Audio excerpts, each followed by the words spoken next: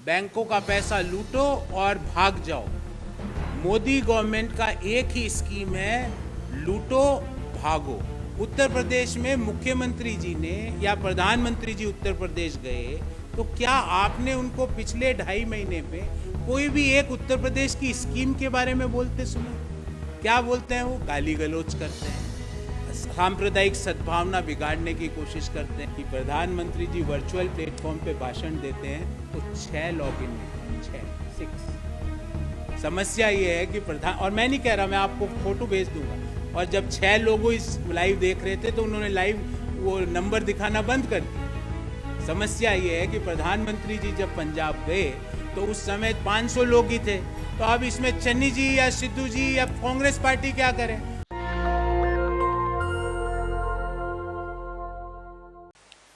शहंशाह ने वादा किया था 5 ट्रिलियन डॉलर की इकोनॉमी बनाने का, और शहंशाह ने दे दिया 5 ट्रिलियन रुपए का धोखा। बैंकों में पिछले 7.5 साल में 5 ट्रिलियन रुपए से ज़्यादा का धोखा हुआ है। और ध्यान रहे, ये मैं नहीं कह रहा, एक आरटीआई रेस्पॉन्स में ये पता लगा कि ये धोखेबाज और धोखे वाले लोग हैं। इनसे रिकवरी 2020-21 में 0.7% हुई, मतलब 5.35 ट्रिलियन अर्थात 5,35,000 करोड़ का पिछले 7.5 साल में बैंकों से धोखा हुआ। और कौन है वो धोखेबाज? उनकी नाम भी गिनाऊंगा आपको। मॉडल बना है लूट एंड एस्केप, लूटो और भागो। बैंकों का पैसा लूटो और भाग जाओ। और सुदूर विदेशी लोकेशंस पर, समुद्री तटों पर उनकी फोटोएं देखने को मिलती है जो देश का पैसा लूट के भाग रहे हैं। 7.5 साल में मोदी जी ने देश को सबसे बुरी बेरोजगारी दी। देश की जो वो होलसेल प्राइस इंडेक्स है वो 12 साल के सर्वोच्च स्तर पे पहुंचाया। रुपये को डॉलर के मुकाबले एशिया की सबसे निम्नतम करेंसी घोषित करवाया। मोदी गवर्नमेंट का एक ही स्कीम है, लूटो भागो। मोदी गवर्नमेंट की एक ही स्कीम है अपने दोस्तों के लिए, ease of doing fraud to the banking industry. और ये लिस्ट में कौन कौन है? सर्वप्रथम छोटा मोदी, दूसरे हमारे मेहुल भाई, तीसरे अमी मोदी, चौथे निशाल मोदी, पांचवें ललित मोदी, छठे विजय माल्या, सातवें जतिन मैथा, आठवें चेतन संदेशरा, 9वें नितिन संदेशरा, और अभी 10वां नाम एक इनका जुड़ा है जिनका नाम है ऋषि अग्रवाल। ये ऋषि अग्रवाल इनसे 9 लोगों से थोड़ा आगे निकले हैं, 9 लोगों से, क्योंकि इन्होंने देश का सबसे बड़ा बैंकिंग फ्रॉड किया। रिजर्व बैंक ऑफ इंडिया ने इस भगोड़े का नाम अभी तक फ्रॉड की सूची में क्यों नहीं लिखा, जबकि 5 साल पहले एनसीएलटी में केस दायर हो चुका था?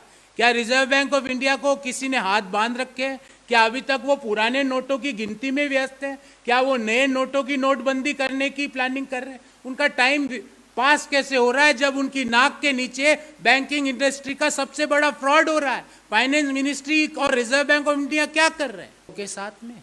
क्या ये सरकार की साठगांठ, सरकार की इच्छा से ये सब हो रहा है? पर क्या प्रधानमंत्री जी आप बताएंगे कि देश के इतिहास का सबसे बड़ा बैंकिंग धोखा आपकी नाक के नीचे क्यों हुआ? क्यों कांग्रेस पार्टी के 4 साल पूर्व चेताने के बावजूद वो व्यक्ति बैंकों का पैसा लेके भाग गया? क्यों हमारे मनरेगा के बजट के बराबर प्रतिदिन बैंकों का फ्रॉड हो रहा है? आपने वादा किया 5 ट्रिलियन डॉलर इकोनॉमी बनाने का और दे दिया 5 ट्रिलियन रुपए का फ्रॉड देश के लोगों को। प्रतिदिन 195.5 करोड़ रुपए का फ्रॉड देश के लोग, और ये कौन भुगत रहे हैं? आप और मैं भुगत रहे हैं, क्योंकि हम तो जीएसटी देते हैं, तेल पे भी देते हैं, साबुन पे भी देते हैं, पेन पे भी देते हैं। हम तो टैक्स भरते हैं।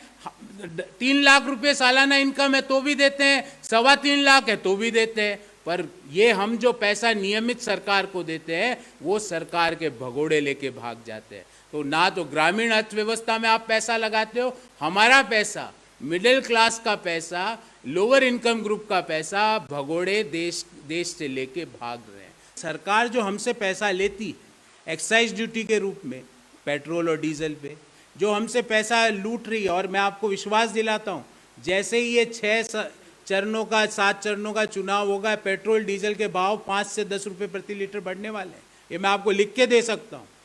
तो जो हमसे पैसा लूटा जाता है, वो पैसा बैंक या तो राइट ऑफ कर देते हैं, या बैंक एनपीए हो जाते हैं, या ऐसे फ्रॉडस्टर्स लेके भाग जाते हैं। क्या मुझे आप बताइए, क्या आपने 1 रुपये का भी होम लोन फ्रॉड सुना? क्या आपने ऐसा सुना कि मिडिल क्लास ने 1 रुपये का फ्रॉड कर दिया हो?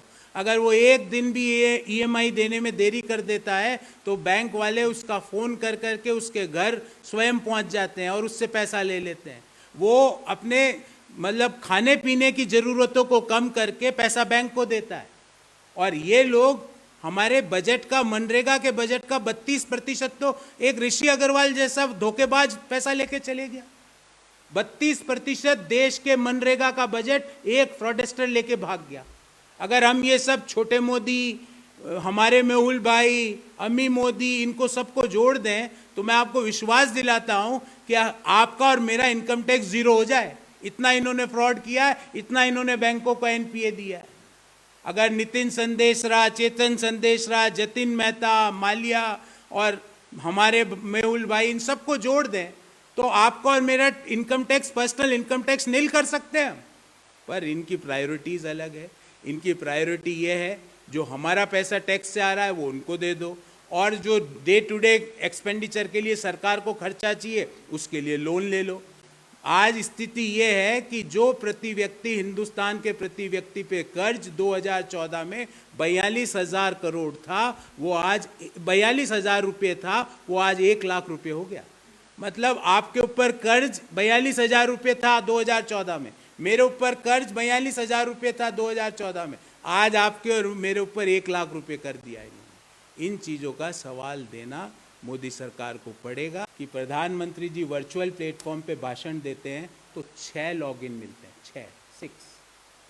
समस्या ये है कि और मैं नहीं कह रहा, मैं आपको फोटो भेज दूंगा, और जब 6 लोग इस लाइव देख रहे थे तो उन्होंने लाइव वो नंबर दिखाना बंद कर दिया।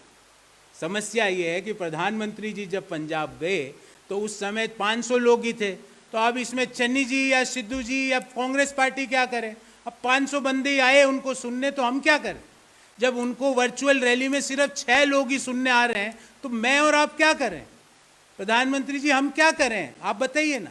और रही बात सुरक्षा की, हमने तो कहा आप जांच करवाइए। मुझे लगता है आपकी कमेटी कोई जांच कर रही होगी। क्यों गृह मंत्रालय, क्यों आप प्रधानमंत्री का कार्यालय आपकी सुरक्षा का ध्यान नहीं देते? क्योंकि एसपीजी तो सिर्फ सीधा आपको रिपोर्ट करती है। तो इस तरह की बातें ना करें। बात ये करें कि आपने पिछले 7.5 साल में लोगों के जीवन में क्या सकारात्मक प्रभाव डाला। अब रही बात उत्तर प्रदेश की, उत्तर प्रदेश में मुख्यमंत्री जी ने या प्रधानमंत्री जी उत्तर प्रदेश गए तो क्या आपने उनको पिछले 2.5 महीने में कोई भी एक उत्तर प्रदेश की स्कीम के बारे में बोलते सुना? क्या बोलते हैं वो? गाली गलौज करते हैं, सांप्रदायिक सद्भावना बिगाड़ने की कोशिश करते हैं। 85, 15, 80, 20, हम 100 की बात कर रहे हैं, हम डेवलपमेंट की बात कर रहे हैं। ये चीज़ों से यंग जो युवा वोटर्स हैं वो अब ऊब चुके हैं। वो अब अपनी जॉब्स पर, अपनी फ्यूचर पर वोट देने जा रहे हैं। और मैं आपको पुनः कहता हूँ, ऐसे नतीजे आने की मुझे अंदाज़ा है कि भारतीय जनता पार्टी स्तब्ध रह जाएगी और कई चीज़ों में हम लोगों को छूट मिलेगी। एक हिमाचल में जमानत जब्त होने के बाद पेट्रोल और डीजल के भाव कम हो गए, ये 5 राज्यों से नमस्ते हो जाएगा। कांग्रेस पंजाब में तो ही 4 राज्यों से नमस्ते हो जाएगा। उसके बाद ऐसे आपको परिणाम देखने को मिलेंगे। नेशनल दस्तक की आपसे गुजारिश है कि अगर इसको बचाना चाहते हैं तो नेशनल दस्तक को सब्सक्राइब करने के लिए रेड कलर के सब्सक्राइब बटन को दबाएं, फिर बेल आइकन की घंटी दबाएं। नेशनल दस्तक को बचाने के लिए बहुत जरूरी है कि हर खबर को शेयर करें, लाइक करें, कमेंट जरूर करें।